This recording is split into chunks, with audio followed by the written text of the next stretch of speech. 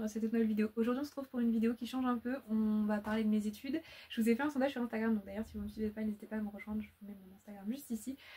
Pour savoir si ça vous intéressait que je vous fasse une vidéo sur mon parcours et sur ma M1 de Master MEF premier degré pour devenir professeur des écoles, pour vous donner mon avis sur le master et aussi mes conseils si jamais vous l'intégrez cette année ou l'année prochaine. On ne sait pas trop encore avec la réforme qui n'est pas vraiment au point, mais si jamais c'est le cas, voilà, vous donner des petits conseils, des petites astuces, etc. Donc on va commencer avec donc mon avis sur le master, et il est plutôt positif, même s'il y a des petits points qui sont pas forcément positifs. Il est positif d'une part parce qu'on apprend plein de choses, vraiment c'est un master qui est donc pluridisciplinaire puisque le métier l'est, et on apprend énormément de choses et c'est ça qui est intéressant. Moi je suis très curieuse et du coup ça m'a beaucoup plu. En revanche c'est un master qui est difficile, fatigant, vraiment épuisant, stressant. Vraiment c'est à nous de nous débrouiller sur tous les points et c'est fatigant. On vous donne le cours et après débrouillez-vous quoi. Enfin moi c'est un peu ce que j'ai ressenti, j'en ai parlé avec des gens qui font ce master sur TikTok, ils ont ressenti la même chose avec des gens de ma promo. Vraiment on avait l'impression un peu d'être laissé seul. Mais voilà, et on a aussi trouvé, enfin moi j'ai aussi trouvé, et les gens avec qui j'en ai parlé ont aussi trouvé que ils prenaient pas assez en compte le parcours de chacun. Et bon après vous allez me dire qu'on est nombreux, mais quand même, parce qu'il y a des gens qui sont en reconversion professionnelle, parce qu'il y en a qui ont fait par exemple une licence comme moi d'histoire et qui n'ont pas fait de maths depuis plus de 5 ans, et c'est l'une des matières fondamentales, et au final on n'a aucune remise à niveau. Donc le premier conseil que je pourrais vous donner, c'est de vous remettre à niveau sur toutes les matières l'été d'avant d'entrer dans votre master, ce que je n'ai pas pu faire puisque moi je pensais qu'on allait avoir une remise à niveau la semaine de la rentrée ou quelques jours, enfin au moins 1 ou 2 semaines pendant le master, mais non. Donc voilà, je vous conseille en tout cas de vous remettre à niveau, de réapprendre toutes les bases, de vraiment vous les remettre en tête, de refaire des exercices de maths, de revoir un peu les termes scientifiques, etc. Pour vraiment vous mettre bien, de lire pas mal de livres pour le français, etc. Ensuite, je voulais aussi vous partager mes notes parce que je le faisais en licence et je vois pas pourquoi je le ferais pas maintenant. Donc faut savoir que nous, en tout cas à Caen, donc moi je suis à l'INSPE de Caen, à l'université voilà, de Caen, et on fonctionne en UE. Il faut valider les 5 UE pour pouvoir passer l'année d'après. Même si vous avez plus de 10 de moyenne générale, ce n'est pas suffisant. Si vous manque un UE, vous redoublez, à moins que vous l'ayez au rattrapage. Donc moi ça a été le cas, j'ai eu 11 de moyenne avant rattrapage et j'avais pas validé l'UE1 avec les mathématiques. Du coup il a fallu que j'aille au rattrapage, je l'ai validé et j'ai obtenu mon année avec mention.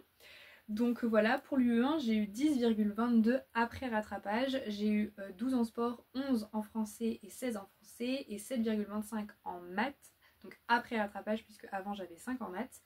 UE2, donc en gros l'UE1 c'est les fondamentaux, l'UE2 c'est le parcours professionnel, donc c'est le rapport de stage qu'ils appellent portfolio, l'oral, l'écrit du portfolio et les maths, l'éthique et l'histoire de l'institution. Donc en oral de portfolio j'ai eu 10, en écrit de portfolio j'ai eu 11,5 et en éthique j'ai eu 12,5, ça me fait 10,6 pour cette UE. Alors je sais plus les coefs de toutes les matières, je suis désolée, je dois les avoir quelque part, mais clairement il faudrait que je vide mon bureau tellement c'est le bazar. L'UE3 en fait c'est tout un ensemble de matières, on a de la philo, de la psycho, de l'EC maternelle, j'ai plus le nom exact sous les yeux. J'ai 11,7, donc en psycho j'ai eu 7,6, en philosophie j'ai eu 14 et en EC maternelle, donc c'est sur le cycle 1, j'ai eu 10. L'UE4 c'était sur la recherche, donc le mémoire, j'ai eu 14,5, je suis trop fière de moi, j'adore. D'ailleurs si vous voulez une vidéo sur mon mémoire et sur mon sujet, ce serait avec plaisir. Et l'UE5, donc c'était le parcours étudiant, c'est un oral sur toute votre vie d'étudiant et une langue vivante. Donc nous à Caen on n'avait pas le choix, c'était anglais. Et j'ai eu 10 parce que j'avais jamais fait d'anglais, mais en gros c'était ma LV2. Donc j'en faisais très rarement et j'en avais pas fait depuis ma seconde. Donc imaginez, j'en ai fait 4ème, 3ème, seconde.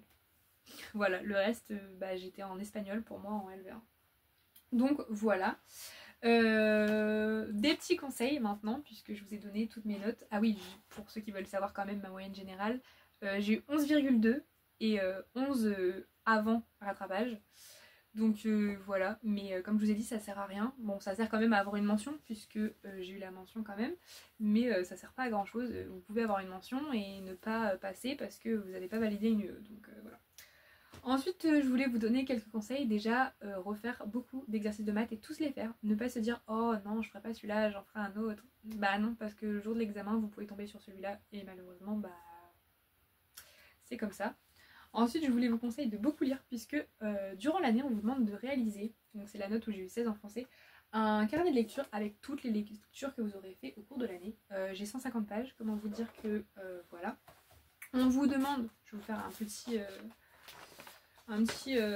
point, on vous demande de mettre pas mal de choses, on vous demande des romans de jeunesse, on vous demande des œuvres théâtrales, on vous demande des anthologies poétiques, on vous demande des albums de jeunesse, on vous demande de la littérature dite pour adultes. Pour le coup, après, qu'est-ce qu'on vous demande? Bah, le genre de l'œuvre, on vous demande l'auteur, l'illustrateur, la date d'écriture et de publication, le contexte d'écriture et de publication, parce que ça peut être fait à titre posthume, donc c'est-à-dire après la mort, l'éditeur, le cycle auquel l'œuvre est destinée, ensuite une biographie de l'auteur et de l'illustrateur si vous avez, les personnages principaux, un résumé de l'œuvre, on ne vous demande pas un résumé internet, on vous demande votre propre résumé. Après on vous demande un marqueur psycho-affectif, c'est-à-dire qu'est-ce qui vous a plu dans le livre ou pas plu d'ailleurs, pourquoi vous l'avez choisi, qu'est-ce qui vous a intéressé, etc. Le marqueur interprétatif, qu'est-ce que vous avez compris de l'histoire? Par exemple, je vous prends un exemple tout bête. Moi j'ai choisi de mettre dans mon carnet le Petit Prince, et par exemple j'ai dit que les personnages qu'il rencontre sont une critique de la société, que le roi représente la critique des monarchies d'Europe de l'époque, que le vaniteux représente la critique de la société du paraître, que le buveur critique, c'est une critique de l'alcoolisme, etc. Voilà. On vous demande aussi un marqueur culturel, donc c'est-à-dire que dans ce master on s'intéresse énormément à votre culture et si vous suivez ou pas l'actualité, donc on vous demande pour le marqueur culturel de mettre en lien votre œuvre avec quelque chose d'autre. Donc pour le Petit Prince j'ai mis un film, pour par exemple le journal d'Anne Frank j'ai mis un musée qui est consacré à Anne Frank qui se trouve à Amsterdam. Pour un autre roman j'ai mis des tableaux voilà, qui ont été réalisés. Voilà, bon, enfin, des photos du tableau parce que je n'allais pas mettre le tableau entier. Et puis pas mal de petites choses. On vous demande aussi de l'intertextualité. Est-ce qu'on retrouve des œuvres dans l'œuvre? En gros, par exemple, pour Le Chat Rouge, qui est un album de jeunesse, on retrouve des liens avec Le Petit Chaperon Rouge, avec Blanche-Neige, etc. Donc il faut le dire. Ou des références plutôt culturelles, par exemple dans les Fables de La Fontaine, on nous parle de Louis de France, qui est le fils de Louis c'est Louis XIV je crois, de Louis XIV. Voilà, on nous parle d'Horace dans certaines de ses fables. Voilà, c'est des références qu'il faut marquer, etc. On vous parle aussi d'Ésope, qui est un poète grec. Donc voilà, faut le marquer. Et ça vous prend beaucoup de temps. Comment vous dire que ça m'a pris presque 6 mois. Donc, ouais, non, peut-être pas 6 mois. J'ai commencé en septembre et il fallait le rendre en janvier. Donc voilà. Mais voilà. Et il faut le compléter en M2, même si pour la M2 il ne sera pas noté. Je vous conseille aussi d'aller à tous les cours parce que vous allez me dire oh vas-y c'est chiant, par exemple vous avez remarqué que les arts, que les sciences et que l'histoire géo ne sont pas notés. Pour autant c'est les bases pour la M2 puisque en M2 vous allez devoir choisir une dominante qui sera obligatoire au concours et dans laquelle vous allez devoir disserter ou faire des questions selon si vous avez pris les sciences ou l'histoire ou voilà. Et du coup, si vous n'avez pas les bases, voilà, vous êtes un petit peu bloqué.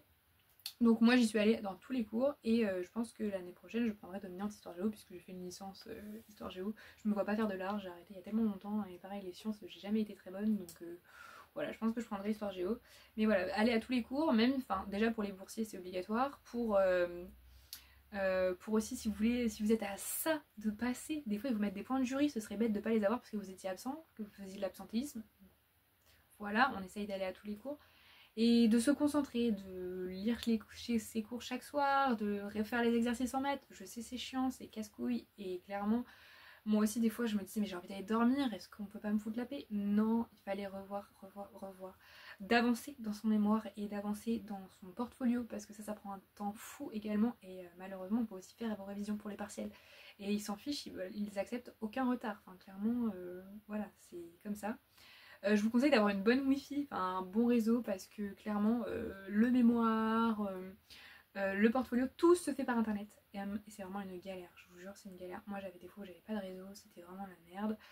Clairement ça bug. Donc avoir un bon réseau, un bon ordinateur, vraiment.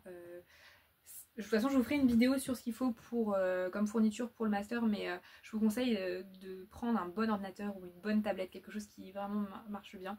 Vous allez me dire on peut pas faire sur papier. Si les maths par exemple ce serait mieux sur papier, et bien évidemment l'art plastique aussi, enfin tout ce qui est art aussi, mais clairement pour le reste des fois l'ordinateur c'est beaucoup mieux, enfin pour le mémoire, le français, le portfolio, l'éthique, vous verrez que c'est important, la philo, la psycho, tout ça il va vous falloir l'ordinateur, hein. Enfin, clairement moi mes cours de psycho c'était en distanciel, donc si vous n'avez pas d'ordinateur déjà vous êtes un petit peu bloqué.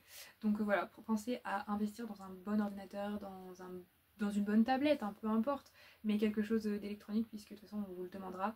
Pensez à avoir des clés USB sur vous, des disques durs parce que c'est déjà arrivé que les cours disparaissent. Donc voilà, pensez à ça. Et j'espère que j'ai pu vous aider, j'espère vraiment que cette vidéo vous aura plu. En tout cas moi j'ai vécu une bonne année malgré tout, enfin franchement je suis très contente d'avoir réussi mon année. Même si à la fin je commençais à vraiment être fatiguée, à être épuisée mentalement. Et là ça me fait du bien d'être en vacances parce que vraiment c'était pas facile. Mais voilà, j'essaye d'être organisée. Je vous conseille aussi d'investir dans un petit enfin quelque chose comme ça, c'est un, je sais pas comment on appelle ça, mais un Monthly Planner, c'est écrit là-haut. Bon là c'est en anglais mais vous pouvez très bien. Vous marquez vos jours et vous écrivez par exemple, je sais pas moi je suis au mois d'octobre je crois, oui octobre. Par exemple le 13 octobre partiel de tel truc, le 22 rendu de tel machin, et ça va être hyper important. Vous pouvez faire un code couleur, moi j'ai un code couleur donc par exemple perso, fac et rendez-vous c'est pas la même couleur. Comme ça je m'y retrouve et c'est beaucoup plus facile parce que c'est vrai que c'est prenant et des fois vous avez tellement de trucs à rendre le même jour que vous vous dites sérieusement, vraiment, voilà. Et voilà, et ne pas sécher aussi les cours de sport, être assidu en sport parce que notamment en natation il vous faut le brevet de 50 mètres pour passer le concours, si vous ne l'avez pas vous ne passez pas. Faut aussi, alors ça c'est pas sur l'assiduité mais il faut aussi le brevet de secourisme pour passer le concours, donc pensez à le passer si votre INSPE ne vous fait pas passer. Nous ils ne l'ont pas fait en passer en M1 donc je sais pas s'ils le feront en M2 mais en tout cas faut que je le passe. Donc voilà, j'espère vraiment que cette vidéo vous plaira. Si vous avez des questions, n'hésitez pas, ça me fera plaisir d'y répondre comme d'habitude. Je vous laisse mon Instagram en barre d'infos et je vous laisse possibilité de m'écrire dans les commentaires, de liker et de vous abonner. Et moi je vous dis à très vite.